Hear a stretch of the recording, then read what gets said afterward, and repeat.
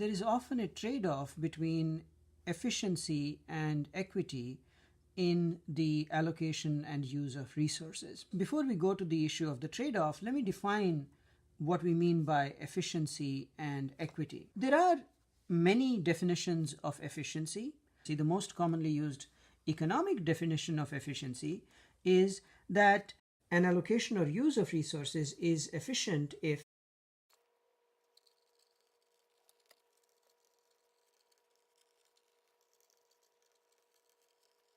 let's say we are a class of 40 people and we are squeezed into a room meant for 10 people so that none of us have adequate room to sit or take notes. We can't talk comfortably.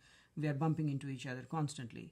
And next to us is a classroom which has the capacity for 40 people, but in that classroom there is a class which has only 10 people. That's an inefficient allocation of resources. We could switch the classrooms, our class and their class could switch classrooms.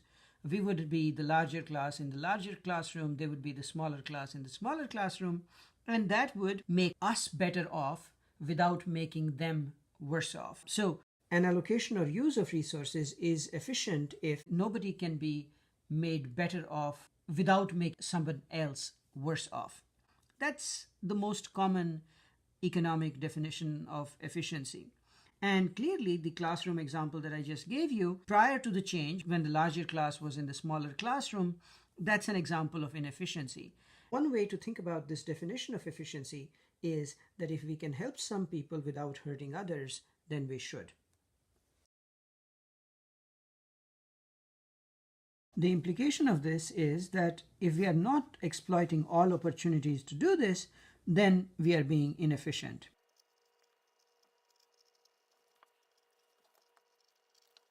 If we are in fact exploiting all of these opportunities, then we are efficient. If we have exhausted all these opportunities, then we are efficient. Let's talk about what we mean by equity. Equity generally means fairness or justness in the allocation of resources.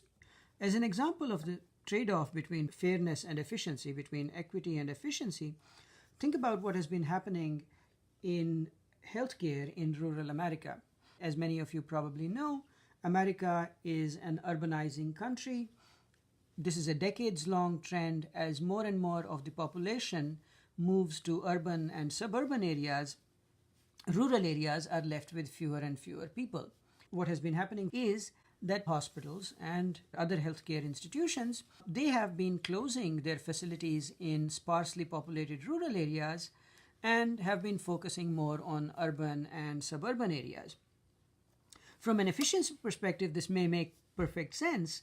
Basically, if you have a hospital in a rural area that has relatively few people, the hospital is not fully utilized most of the time. There is capacity that is uneconomically, inefficiently left unused for much of the time. However, from a fairness equity perspective, this is probably not a great idea because in the case of a health emergency, you may have somebody in a rural area who has to travel hundreds of miles in order to get to life-saving medical care. Most economists think that some level of inequality is necessary to provide incentives to make the economy efficient. If everybody had exactly the same outcomes, there is limited incentive on people's parts to strive, to work hard, to innovate, and as a consequence, efficiency in the economy requires some level of inequality in the rewards that people get. Essentially, their effort, their ingenuity determines the level of reward that they get in society, and that leads to some level of inequality. It also turns out that excessive inequality leads to inefficiency in an economy. This is especially true in health and education.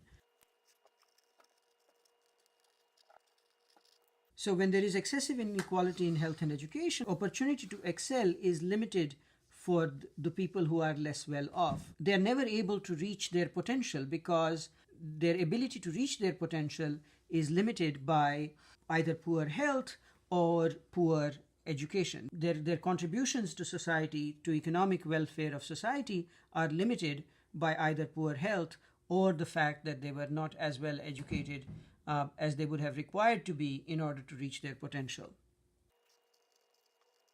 So there is increasing evidence that when there is excessive inequality, then this limits economic potential, and societies that have excessive economic inequality, they tend to grow slower than societies that are less unequal.